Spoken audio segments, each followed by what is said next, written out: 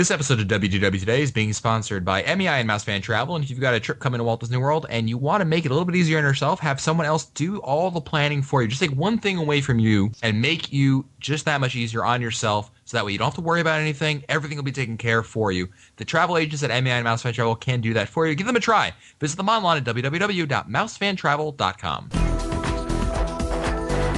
This is Walt Disney World Today. Give us 5 minutes and we'll give you the world. It's Wednesday, January 14th, 2009, and this is episode 513 of WDW Today. I'm Matt Hochberg of StudioCentral.com. Joining me on today's show is Mike Newell of Mouse World Radio. Hi, Mike. Hey, Matt. I'm already starting to plan episode 600. Hey, how's that going? Oh, we're getting close. Getting close. 513, better start. Also joining us on today's show is Mike Scopa, a senior feature writer and blogger for AllEars.net. Welcome, Mike. Hey, Matt, I even hear tell of two brothers from North Carolina. American Adventure. No! Oh, no. No. Ooh. Carousel of Progress. Yep. Too quick there, Testa. Too quick. And also joining us is Len Testa, co-author of the Unofficial Guide to Walt Disney World. Welcome, Len. How's it going, Matt? I cannot wait for my next trip down to Walt Disney World. Outstanding. How did your race go, Len? How'd you do in the race?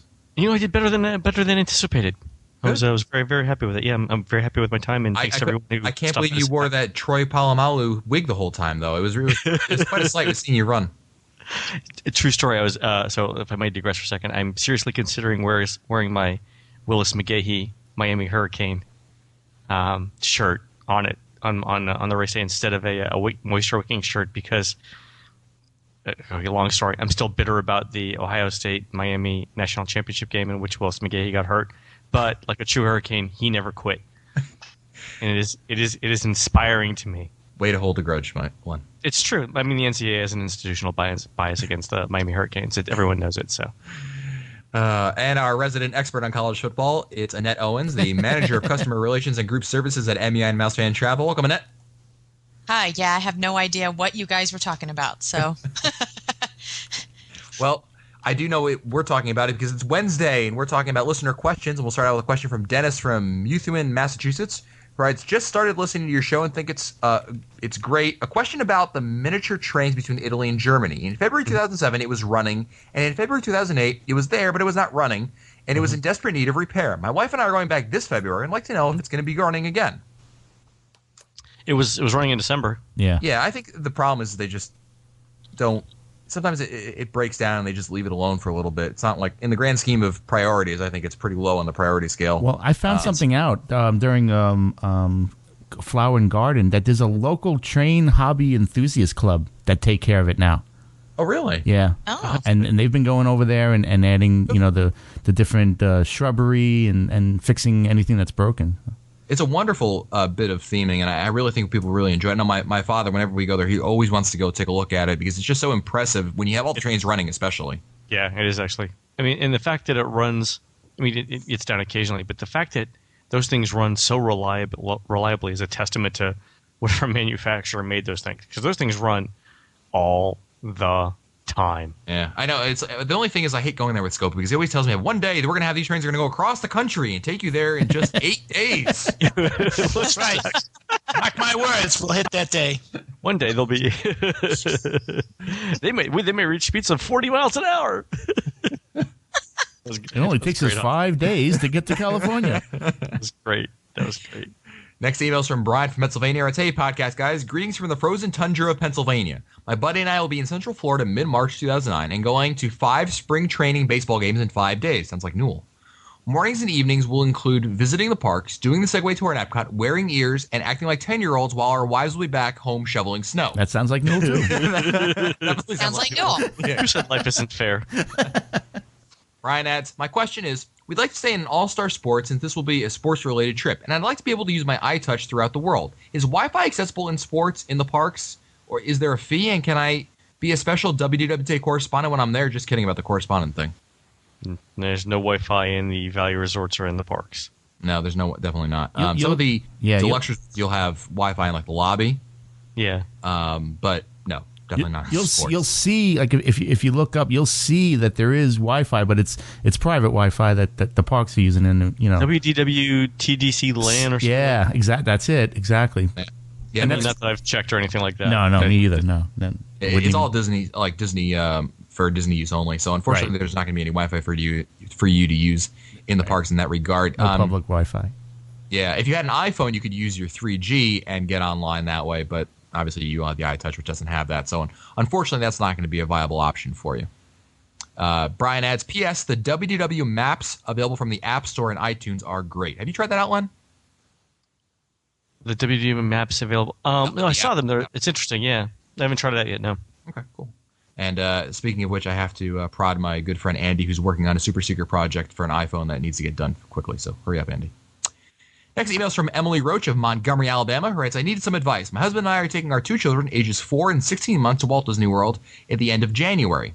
I have made our ADRs and have a general itinerary for each day. We aren't planning to park hop with the little ones. I made a list of the attractions that we really want to see at the park and have grouped them, yes, on an Excel spreadsheet based on the general location. My question is, do I need to adhere to one of the touring plans that are available? We're not interested in any water rides and not many of the major roller coasters. I bought the unofficial guide, and it has logged many a mile going back and forth between our bathroom and my bedside table. Oh my gosh! Wow. Too much information. January 19th to 25th is their dates line. If they're going for, it sounds like they're going to like B and C ticket attractions mostly. Yeah, I mean depending on, she didn't mention whether they're going on like Dumbo or anything like that. You're typically always 1 or 2 attractions that you got to get to first thing in the morning, and it's true whether you're talking about children or adults. For kids in the Magic Kingdom, we've always said it's Dumbo. You just got to do that because the ride can't keep up. The capacity of the ride can't keep up with the demand. In Animal Kingdom, it'd be something like Primeval Whirl or Triceratops Spin, or even Everest if you're going on that. Something where it just doesn't load fast enough for the other groups. So once you get through those like 2 or 3 attractions, generally speaking, you can coast after that. And don't forget about Toy Story Midway Mania also. Toy Story Mania, yeah, exactly. And it's just and so usually it's depending on the age group, that one kind of crosses over for both kids and adults. But there's always 1 or 2, maybe 3 attractions tops where you just got to get them out of the way. But after that, you can relax. I mean, the first 40 minutes or so in the park, get those things out of the way, and then you can not have to think about it anymore. Sounds good. Next email is from Karen from Enola, Pennsylvania. Writes, hey guys, I've been listening to your podcast since February 2008 and thoroughly enjoy all your Walt Disney World trivia and advice. Now for the question. My husband and I are planning a trip to Walt Disney World in December soon. We have been to Next year. Soon, as soon as they invent time travel. We've been to We've been to Mickey's Very Merry Christmas Party before and are not planning to spend the big bucks to go back during this trip. What happens if we are in the Magic Kingdom the day of Christmas party and we don't leave when the park closes? I know that they don't technically clear out the park before the party starts. If we're in the park without the wristband showing that we paid, are we able to stay inside to see the parade and fireworks? I know that we would not be able to get on any rides or attractions without having the party wristband. Please give me your opinion. Little known fact, but the roller skaters who come out, the women who are dressed in like the snowflakes and the giant white costumes, they actually pull nunchucks out of their the back of their outfits and beat down anyone that doesn't have the wristband on. Yeah, I saw Supposed it. to keep that a secret, Len. Nah. Jeez. I saw it back in December. It was a previous show. Yeah. You can't even go to the bathroom or go into some of the stores without a wristband. Yeah, they'll kick you out. Yep. Yeah, you're gonna be asked to leave Can't the park. go to the bathroom. You can't go to the bathroom. What? Yeah, they. Well, wait a minute. Well, I think that you're limited to the area like where the town square is, probably. Right. Hello, Adventureland shrubbery. The bathroom in Tomorrowland was blocked off to access with people without the wristbands. You had to have a wristband just to use the bathroom in Tomorrowland.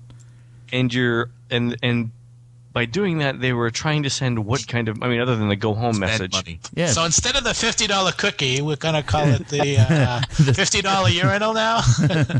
Why? I mean, I just think $50 wipe. Go ahead. if you're going to try to stay in the park during the party without paying, I think it's going to be an exercise in futility. So I would either buy the ticket or just leave the park and don't waste your time, because I think you're just going to get. They're going to try to get you to leave the park because that's what you're supposed to do. Yeah, and all the stores on Main Street, it's like going into a nightclub. You have to have the stamp on your hand. I mean, you got to have But that wristband on. I welcome that because I do too. don't know how many times I've been there. And I've seen people without wristbands. It's like, hey, I paid my $1 million to get in here to. I totally agree. I totally agree. Yeah. Good. Next Good, email's okay. from Kelly, who writes, "Hello, Matt, Mike, guy who hates kids, Len, and token girl Annette. I started listening to your podcast in March of this year in preparation for a birthday trip for my son, who's turning 5, and his grandmother, who is turning 60 in May, who I believe sleeps with her unofficial guide. I Gosh, I got so Too much information. way too much information. I was just about to say that, Annette. You said it. You said it like it was a good thing, which I really appreciate, Matt. I appreciate. Anytime. I got so hooked that I made it my mission to listen to every episode. As of yesterday, I think I've done it, or at least come very, very Wow, close. that's impressive. I have a question for Len. We're going down to experience Christmas at the parks for the first time in 2009, obviously, because we would never get a question late. We'll get to the parks in the afternoon of Saturday, the 20th of December, and leave the morning of December 24th. So we have 3.5 days, and we'd like to go to the Magic Kingdom, Epcot, Hollywood Studios, and for the Osborne Lights, and some of the hotels for their decorations. Crowd calendar shows 4, 7, 8, and 9 for the 20th, 21st, 22nd, and 23rd. What would you recommend about where to go what days? Well, So- where would you have recommended? Yeah. Well, generally speaking, I mean, when you get there, I mean, I think when you're talking about Christmas season, especially you get a 4, a 7, an 8, and a 9, you're going to want to definitely adhere to probably try to do like the Magic Kingdom, I'd say, on the number 4 day, right? What day of the week was the 4th? Saturday? I'm not sure. She didn't say over here. Okay. You know so what? Generally speaking, you go to the most crowded park on the least busy day. So yeah, the Magic Kingdom is always. December terms of- 4th was a Thursday. Yeah, but we're talking about 2009 because we would never miss. No, absolutely not. So actually it was right. So on that day, the best park we had was the studios, and the Magic Kingdom was neither the best nor the worst. But at a 4 level, a 4 is not quite the lowest that we show on the calendar, but darn close. I don't think you'd have any problem going to the Magic Kingdom. Good. On a day like that, and then and when you start to talk about 8s and 9s, that's when you want to start thinking about heading over to Epcot. Right. Or a frontal lobotomy. Or from exactly. The other thing that works. The other thing that works really well during crowded season is to visit a park on the day after it has its morning extra magic hour, not its evening extra magic hour. Crowds are lowest. Crowds tend to dissipate more on the day after a morning extra magic hour than after an evening extra magic hour. It's counterintuitive, but that's what the numbers say. If you go back and look at the data, so that's another good rule of thumb to use. But yeah, I mean, generally, go to the Magic Kingdom or any park. If you have a choice between going on a day when there's a 4 and going when there's a 7 or 8, go on the 4, no matter what the crowd calendar says. Okay, cool. Next email is from James from rainy, Virginia, who writes, "Gents and Annette, I found your show on iTunes a while back and have to say that I've rather enjoyed listening to you while working. It's not quite the same as, say, an actual trip to Orlando, but it'll have to do for the time being. Anyway, I had the TV on in the background. I was working this afternoon and had to do a double take when I heard the familiar synthesizer tune you use in your open. Thank goodness for DVRs. Imagine my disappointment when I realized it wasn't witty Disney banter, but an ad for your one true love text message, and we'll use your name and birthday to send you your one true love, or some such nonsense. Someone's ripping us off? What? You're not ditching the podcast to dabble in some weird technologically infused divination. Divination. I'd be most disappointed. If someone's ripping us off, Newell, get the lawyer on the phone. I thought we paid money to have that song written for us. Well, if by money you mean a slap on the back and thank you very much, yes, we did. No, I thought you set that up. I think we should change that theme song anyway. Something more Well, jazzy and snazzy. Oh, that one. Yeah, I know what you're talking about. Well, anyway, someone's ripping us off, and Who? Tell them, we Robin. invented podcasting. Who? That's right. Who? Bastards. They all rip us Anyway. off. Who? Tell What them, can I Fred. tell you? Next email is from Cheryl from Westfield, Massachusetts, who writes, "Hello, Matt, Len, Mike, and special guest." I guess that's you, Annette. Maybe. I don't know. Might not be so special. I don't know. A player I to be named. know you often tackle questions about special events in the park, so I'm hoping you can help me out. In September 2009 will be my 40th birthday. While age is just a number and birthdays are an excuse for a party, any birthday that ends in 0 gives you permission to go a little overboard. And while we don't mind dropping a few nickels on this, we don't have crazy Tesla money to spend on this trip. Unfortunately, hubby said, "Whatever, here's the Visa card." So we just have to work within the card limit. My birthday falls on a Saturday, so we're thinking of a long weekend at the Polynesian. But what next? Illuminations cruise? Chef's table? Can I have the Voices of Liberty sing happy birthday for me? What would you suggest for a soon-to-be foxy and 40-year-old who wants to celebrate her big day at the world? P.S. We don't have kids, so planning is for 2 adults. Drinking on the world at some point in that weekend will be mandatory, not optional. I think we can get her in free that day, no? Yeah, I think It's in free that day. Yeah. Yeah, so she's going to get in free. Drink. You definitely want to drink around the world, because if you're going to get kicked out, you might as well get kicked out on somebody else's dime. at least that's my philosophy when I tour with Bob. Okay, and if she's an annual pass holder, you can always go for the gift card. on Yeah, your it's true. You can always birthday go for the instead. gift card and then use that for alcohol. You know what? I haven't done the chef's table at Victoria and Albert's, but I'm thinking the next time I'm down there for a weekend where I can eat, I'm going to do it. I would have to look at that first. Yeah, I think one of the things that you'd have some fun things that I've done in the past. You could do a lot of the activities. I often talk about the lot of fun that you can do at resorts like Fort Wilderness or Animal Kingdom Lodge, where they have a number of different activities over there. Right. And you can really do a lot of fun stuff over Actually, there. kid related though. No, you'd be surprised about what they have over there. I mean, they have like at Fort Wilderness, they have. I mean, we did the horseback riding, which is a lot of fun. You could do the Rides? there's canoeing. The what? Carriage rides. Carriage rides, absolutely. There's another one going. Thank you, Annette. They have that at Fort Wilderness, and in the evening, it's very romantic. I think.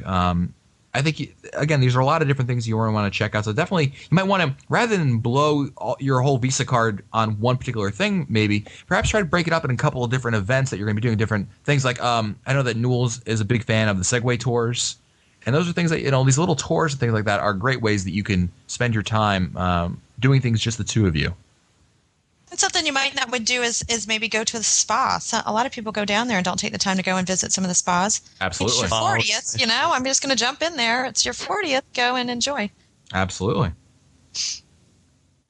Next email's from Holly from Tennessee, who writes, I was blown away at the prompt response by email. Maybe I was just lucky. I think I sent an email about an annual pass on Tuesday this week, and Friday morning I had an answer. Wow. Mark this day down in history. Keep up the great work. That's how we are. We never get the questions late. I don't know why they're all surprised by that, to tell you the truth. Next email is from James, who writes, Hi, guys. Really enjoy the podcast. I have 2 questions, second of which might be appropriate as a show topic. Here goes. First, we're heading over from Texas for a 10-day trip in June of 2009. We always pull our RV and camp at Fort Wilderness. I read in an official guide that it's wise to use the parking lot that is accessed from World Drive when going to the studios, and I know this is the case because of the other parking lot will put you very far away from the gate, even if you get there before park opening time. But the old joke that goes, you can't get there from here, really applies when going from Fort Wilderness to this parking lot. On our last trip over Christmas, I tried 3 times to get to that parking lot. The last time I even gave the task to TomTom, and he couldn't figure it out either.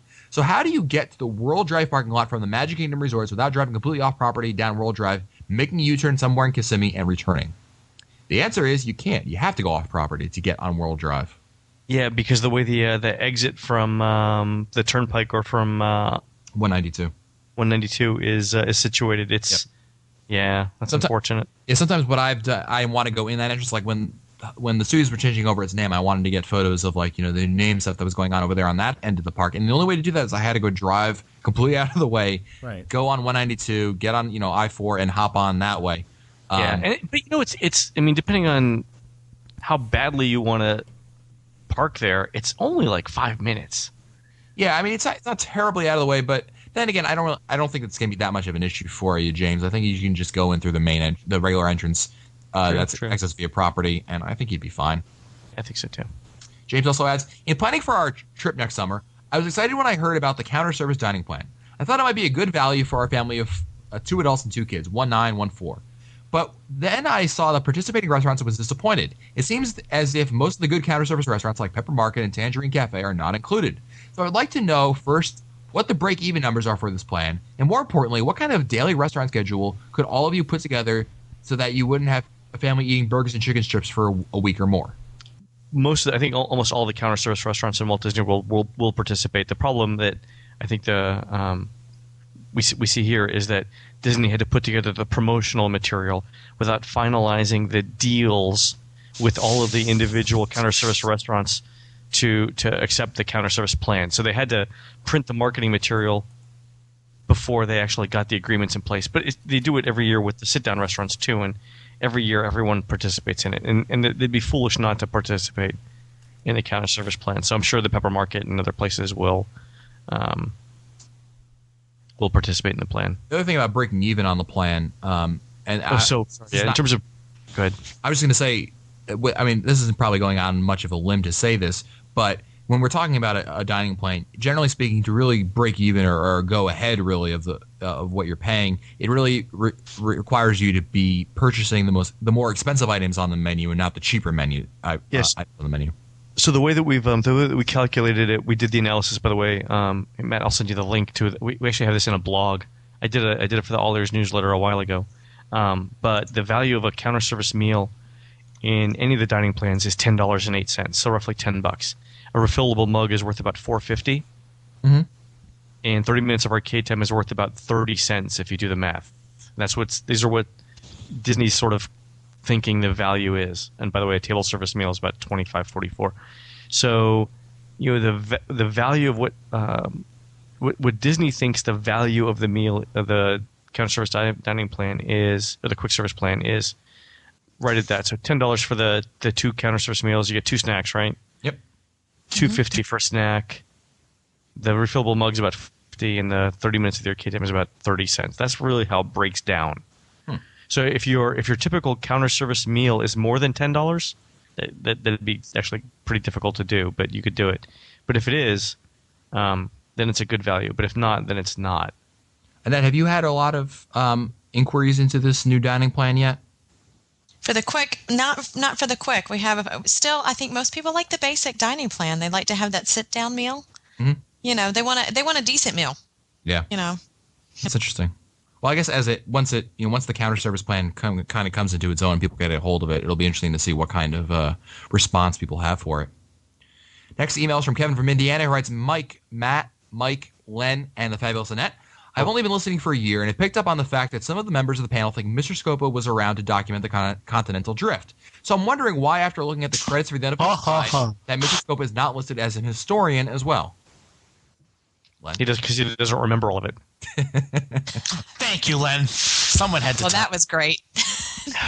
Next email is from Jody in Colorado. It's, hi, everyone. Thanks for the great podcast. And on a side note, I can actually listen to an entire episode in one walk with my dog. Here's my sort of convoluted question. We're planning 10 days of Walt Disney World next summer. Yes, in the heat. It was the best we could do.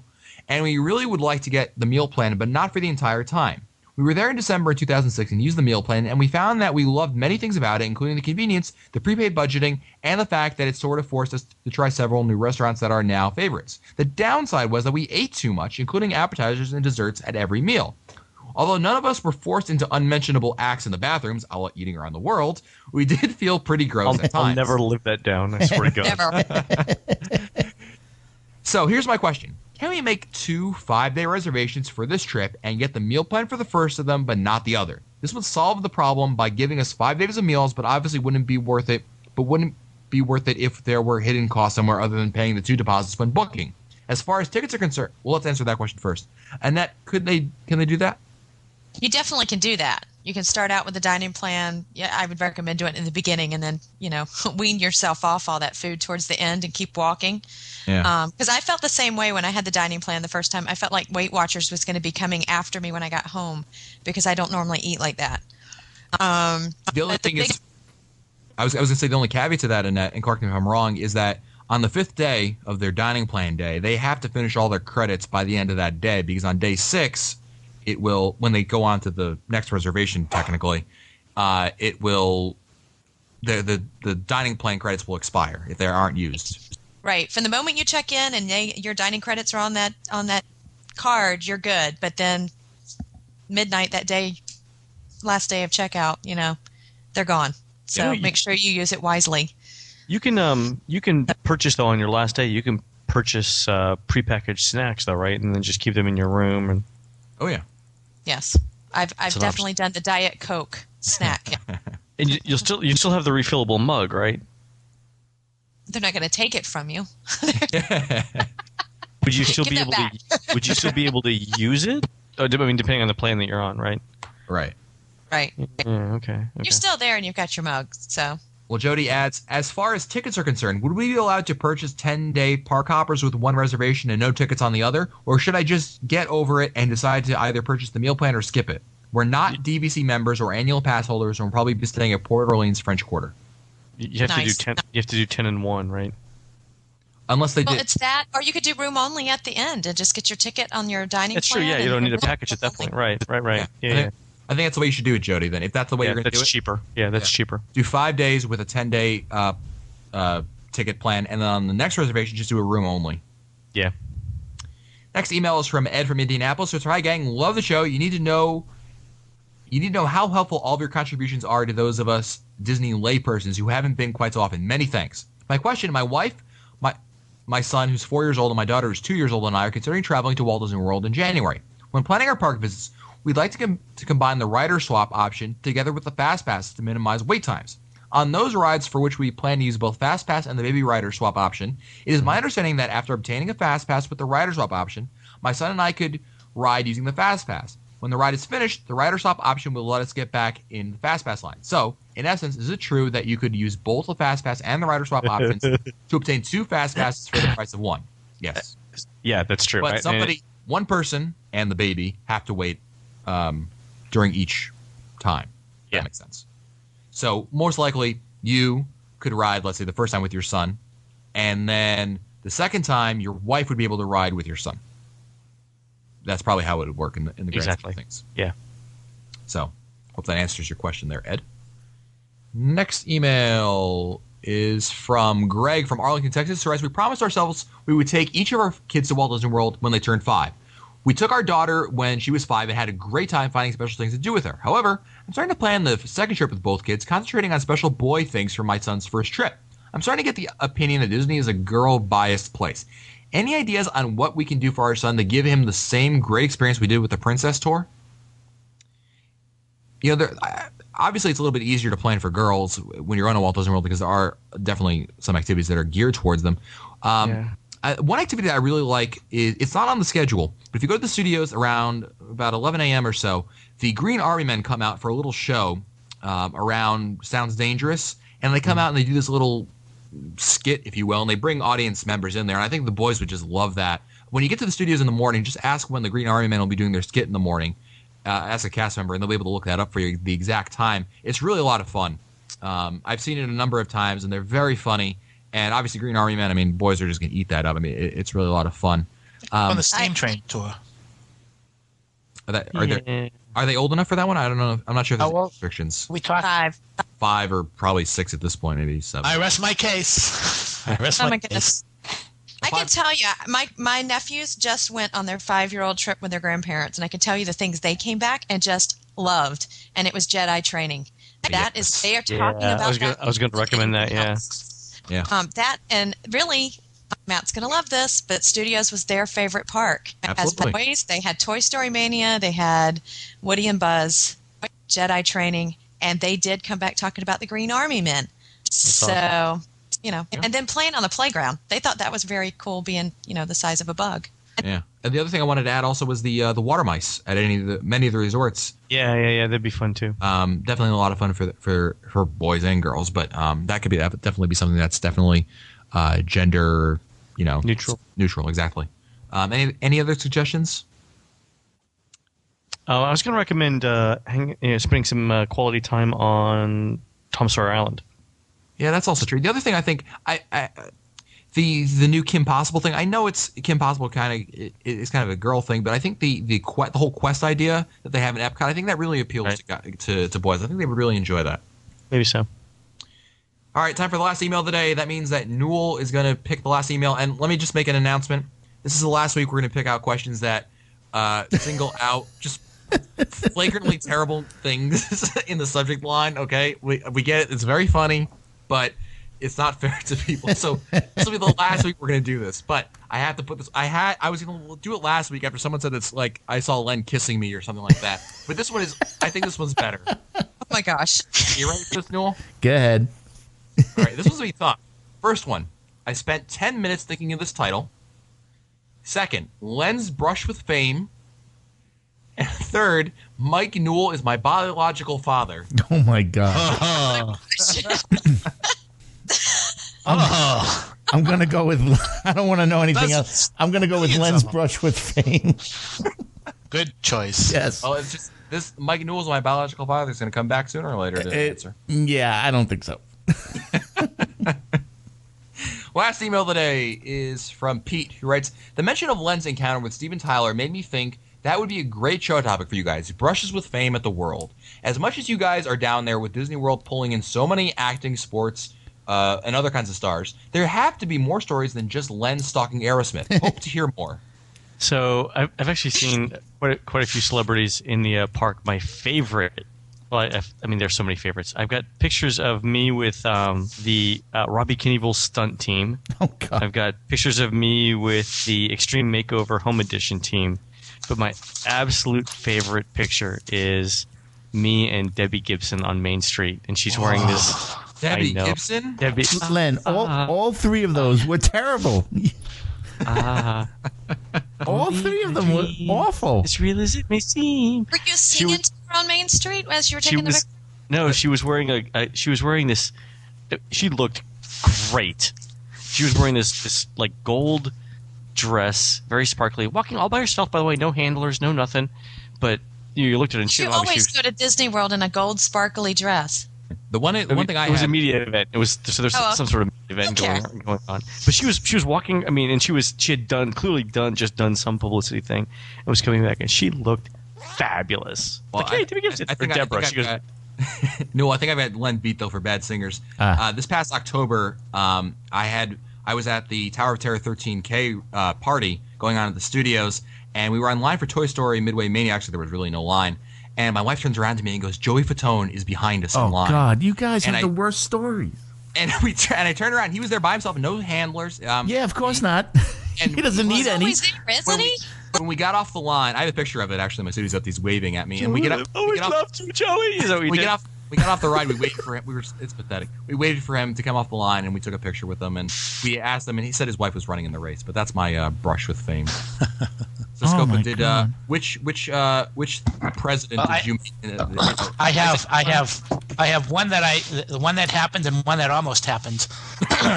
Carol and I were eating at Chef Mickey's, and I ran into Darryl Strawberry, who is a former outfielder for the Mets, I believe. Yeah. So I talked with him, but back in the I think it was 1992, we were at the studios, and we were there very late, and we were at the Great Movie Ride, and the studios was just about to close, and we got into the Great Movie Ride. We got into the car, and they stopped everything, and one of the cast members had to go over to the phone and answer a phone, and she's talking with someone. Said, "Okay, yeah, whatever." And then she came over to the car. She said, "Well, folks, you're the last group that's going, the last public group that's going on this ride. In about 15 minutes, Michael Jackson and his entourage will be coming in to ride the attraction. So we just missed out on seeing Michael Jackson." And at that time, back then, that was actually a good thing. Oh, Noel, do you have a boy. story? Well, I was waiting for you guys at the bar over at the boardwalk. I'm sitting there by myself and Mary, and the place was empty. And who comes and orders a drink at the bar was Joel Hodgson, the creator and founder of Mystery Science Theater 3000. And that was an awesome thing for me because he actually was really cool. And I was just like a gaudy little 6-year-old girl. And oh, I love you. I love what you're doing. And after saying all that to him, somebody recognized my voice and came up to me, and it was Laura Spencer, one of the Disney moms. So it was a kind of fun night. Annette, any brushes with fame? I gotta say, several years in a row for MouseFest, when we've done our dessert parties over in the UK, it's right next door to the VIP section where they have everybody out. So we've had our dessert parties right next to Toby Keith. Oh, wow. Gotta say, he was pretty large guy. I became a little kid as he came walking out, and I was waving at our guests as they're leaving, and here comes Toby Keith, and my mouth hit the floor. So I have to say I've been in the parks when some of the Osmonds have been in the parks, so that was kind of interesting. Interesting is the word I would have used also. Good. Well, that's it for us today. Don't forget that this episode of WDW Today is being sponsored by M&I and Mouse Fan Travel, and they can help you plan your next trip to Walt Disney World. They might not be able to promise you being able to meet Toby Keith or the Osmonds, but you know what? They'll plan at least a great trip to Walt Disney World, and who knows who you might meet down there, maybe even Mike Scopa. They can help you plan your trip, make it that much easier on yourself. Why not give them a try? Visit them online at www.mousefantravel.com. you want to find our older episodes, read our show notes, or send us your comments, visit the WDW Today website at www.wdwtoday.com. For Len Testa, Mike Scopa, Mike Newell, and the fabulous Annette Owens, I'm Matt Hotchberg. We'll see you on the next show. Stupid Judy, stupid energy. This has been a production of Mouse World Radio.